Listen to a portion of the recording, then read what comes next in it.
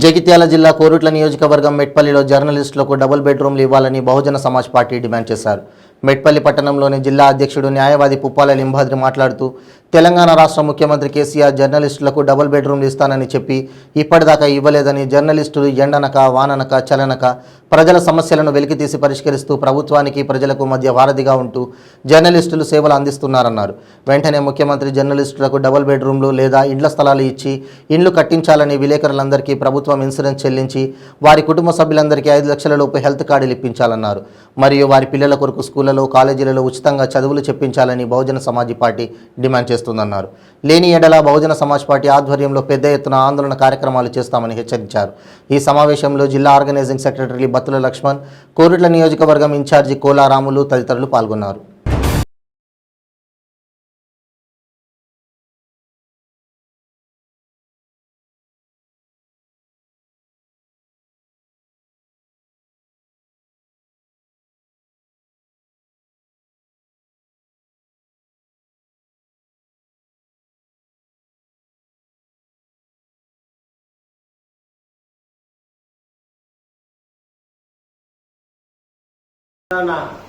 రాష్ట్ర ముఖ్యమంత్రి గౌరవనీయులు కల్వకుంట్ల చంద్రశేఖరరావు గారు 2014 సంవత్సరంలో తెలంగాణ రాష్ట్రంలో ఉన్నటువంటి జర్నలిస్టులందరికీ డబుల్ బెడ్రూమ్లు ఇస్తానని మాట ఇచ్చి ఇప్పటిదాకా కూడా తెలంగాణ రాష్ట్ర వ్యాప్తంగా కానీ జగిత్యాల జిల్లా వ్యాప్తంగా కానీ జర్నలిస్టులకు ఇల్లు ఇవ్వకపోవడం విచారకరమైనటువంటి విషయము.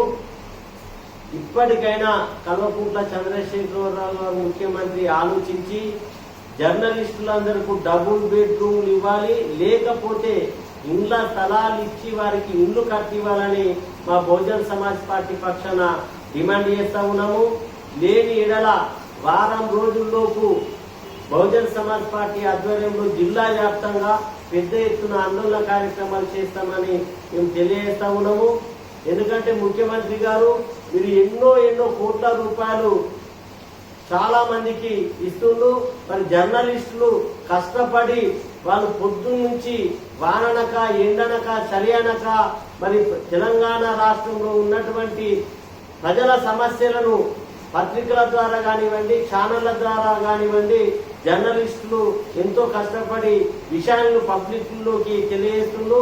మరి ముఖ్యమంత్రి గారు మీకు ఏమైనా చిత్తశుద్ధి ఉంటే తక్షణమే జర్నలిస్టులకు డబుల్ బెడ్రూమ్ ఇల్లు ఇవ్వాలా, లేకపోతే వాళ్ళకి ఇల్లు కట్టించాలని మేము బహుజన సమాజ్ పార్టీ పక్షాన డిమాండ్ చేస్తా ఉన్నాము. దయచేసి ముఖ్యమంత్రి గారు మీరు ఆలోచించండి, జర్నలిస్టుల పట్ల మంచి నిర్ణయం తీసుకోవాలని మేము బహుజన సమాజ్ పార్టీ పక్షాన డిమాండ్ చేస్తా ఉన్నాము. జై భీమ్.